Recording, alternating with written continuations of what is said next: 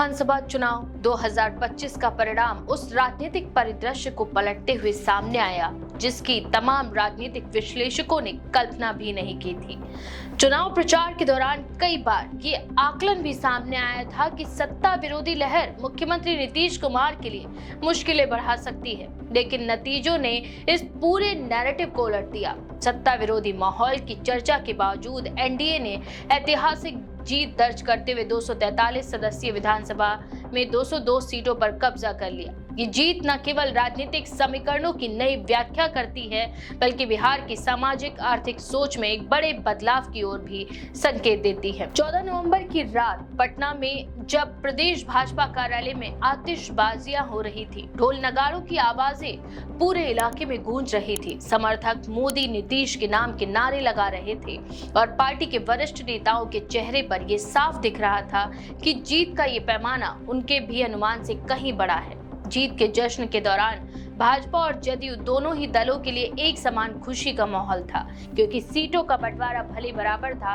पर असली ताकत गठबंधन की संयुक्त रणनीति ने दिखाई। इस चुनाव में मुख्यमंत्री नीतीश कुमार की महिला रोजगार योजना को निर्णायक माना जा रहा है।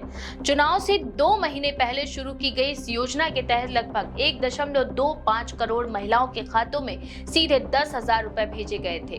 चुनावी मौसम में इतनी बड़ी संख्या में महिलाओं तक आर्थिक सहायता पहुंचना अपने आप में बेहद असरदार राजनीतिक कदम साबित हुआ। ग्रामीण और अति ग्रामीण क्षेत्रों में महिला मतदाताओं की भागीदारी पिछले 2 चुनावों की तुलना में कहीं ज्यादा देखी गई और ये प्रभाव नतीजों में साफ नजर आया। कई इलाकों में तो मतदान केंद्रों पर महिलाओं की कतारें पुरुषों से लंबी देखी गई। एनडीए ने 46.7% वोट हासिल किए, जबकि विपक्षी इंडिया ब्लॉक जिले स्थानीय राजनीति में महागठबंधन एनडीए ने 46.7% वोट हासिल किए, जबकि विपक्षी इंडिया ब्लॉक जिसे स्थानीय राजनीति में महागठबंधन कहा गया, उन्होंने केवल 37.5% वोट हासिल किए। लेकिन सीटों के लिहाज से अंतर बहुत अधिक रहा।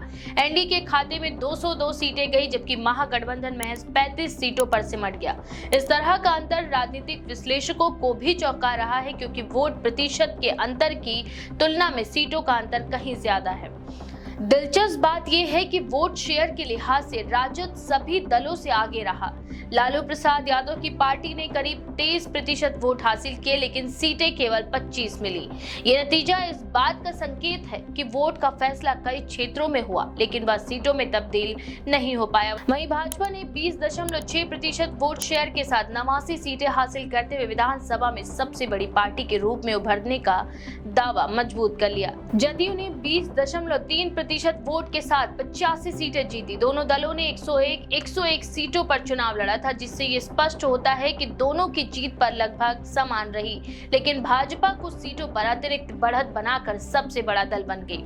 हालांकि ये केवल भाजपा और जदयू की जीत नहीं, एनडीए के छोटे दलों ने भी महत्वपूर्ण योगदान दिया। चिराग पासवान के नेतृत्व वाली लोजपा ने इस चुनाव में सबसे प्रभावशाली प्रदर्शन करने वाले सहयोगियों में जगह बनाई। उन्होंने 29 सीटों पर चुनाव लड़ा और 19 पर जीत हासिल कर ली।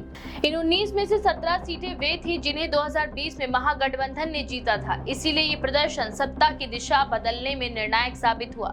चिराग पासवान अब एनडीए के भीतर अपनी बढ़ी हुई राजनीतिक अहमियत को लेकर और मजबूत स्थिति में पहुंच गए हैं।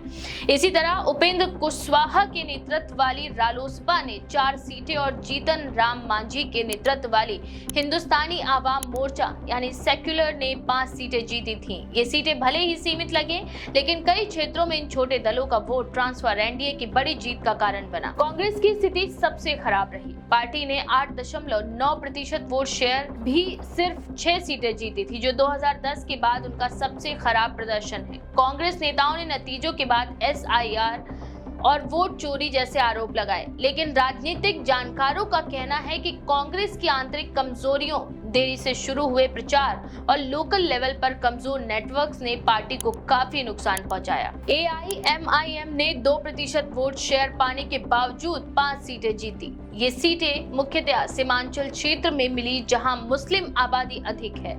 इस इलाके ने राजनीतिक रूप से हमेशा अलग अलग प्रयोग किए हैं और इस बार भी परिणाम उसे दोहराते दिखे। विपक्ष की सबसे बड़ी दिक्कत ये रही कि महागठबंधन एकजुटता नहीं दिखा पाया। राजद, कांग्रेस कांग्रेस और वाम दलों के बीच सीटों को लेकर खींचतान शुरू से ही थी, जिसे इस चुनाव ने और उजागर कर दिया। चुनाव प्रचार भी देर से शुरू हुआ और उसमें उत्साह की कमी दिखी।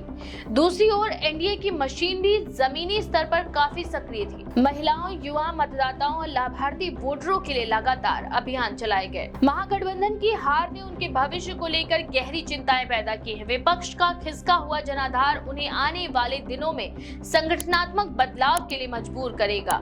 राजद और कांग्रेस दोनों को ये तय करना होगा कि वे बिहार की राजनीति में अपना पुनर्निर्माण कैसे करेंगे। 2025 का ये चुनाव कई मायनों में एक महत्वपूर्ण राजनीतिक मोड़ की तरह देखा जा रहा है, जहां विकास योजनाएं, महिला मतदाताओं की भूमिका और गठबंधन की रणनीतिक एकजुटता ने मिलकर निर्णायक परिणाम बनाए। चुनाव परिणामों ने ये स्पष्ट संदेश दिया है कि बिहार का मतदाता योजनाओं के प्रभाव और नेतृत्व की स्थिरता को महत्व देता है। भारतीय राजनीति के विस्तृत कैनवस पर ये परिणाम लंबे समय तक चर्चाओं में रहेंगे और आगामी चुनावों की रणनीतियों को भी प्रभावित करेंगे। तो इस बारे में आपका क्या विचार है? अपनी राय कमेंट सेक्शन में जरूर लिखें। ऐसी और भी खबरों के लिए देखते रहें द पेज 9।